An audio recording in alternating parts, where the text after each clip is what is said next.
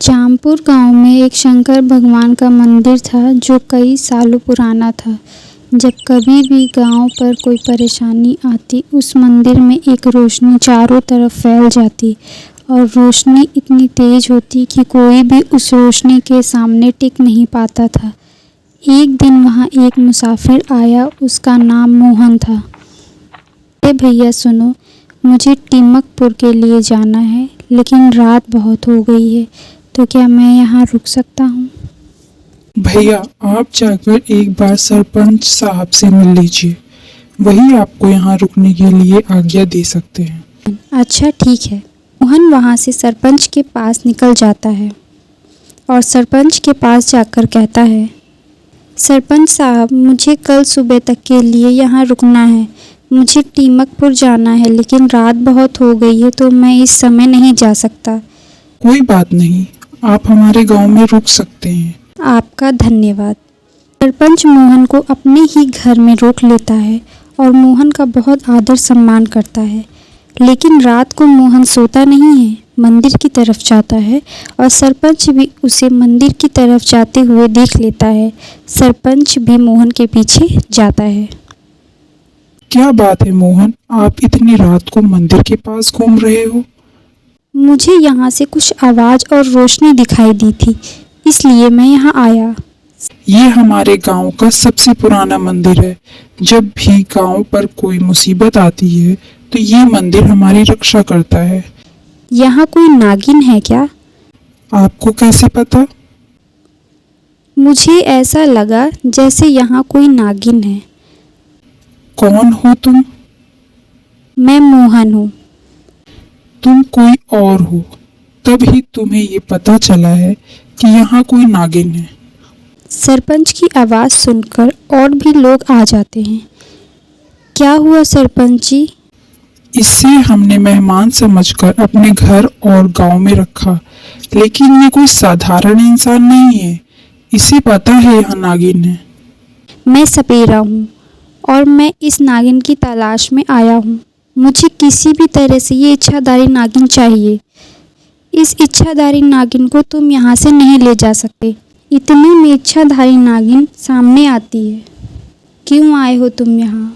मैं तुमको लेने के लिए आया हूँ, चलो मेरे साथ। मोहन, मैं तुम्हारे साथ नहीं जाऊँगी और सालों से मैं यहाँ हूँ और मैं यहाँ से नहीं जा सकती।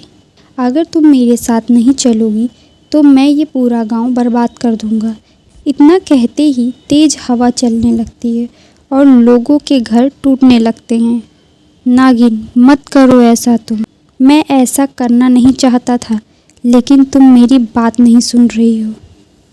मैं यहाँ से नहीं जा सकती। अगर मैं यहाँ से गई तो मेरी मृत्यु हो जाएगी, और अगर तुम मेरे साथ नहीं गई तो तुम्हारे बचपन का गांव बर्बाद हो जाएगा।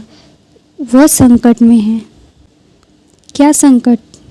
वहाँ एक अघोरी ने अपना डेरा डाल लिया है और वह लोगों को बहुत परेशान करता है। अगर तुम नहीं आई तो वो सबको मार डालेगा। सिर्फ तुम ही उसे लड़ सकती हो, और वो शक्ति मेरे पास भी नहीं है जो तुम्हारे पास है। इच्छाधारी नागिन, तुम यहाँ से ही कुछ ऐसा करो कि उस अघोरी को सबक मिले।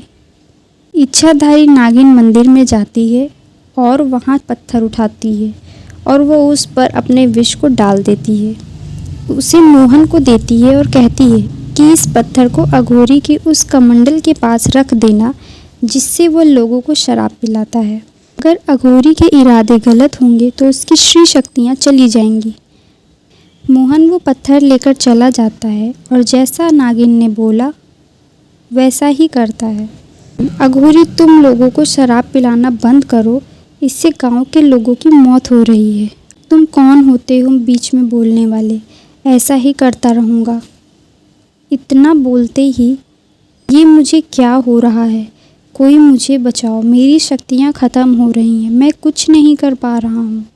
और अघोरी को लकवा हो जाता है।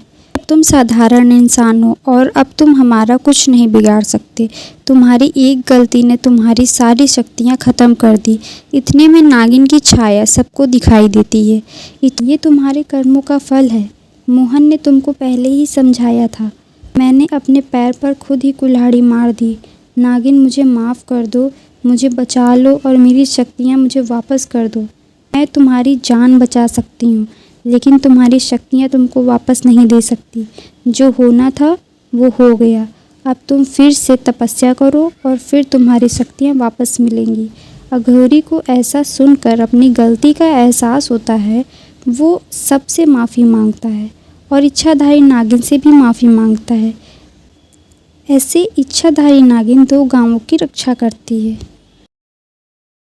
कहानी से सीख, कभी किसी का बुरा नहीं करना चाहिए। अगर आप किसी का बुरा करते हो तो आपका बुरा होता है, जैसे अघोरी का हुआ। ऐसे ही कहानियों के लिए चैनल को सब्सक्राइब करिए।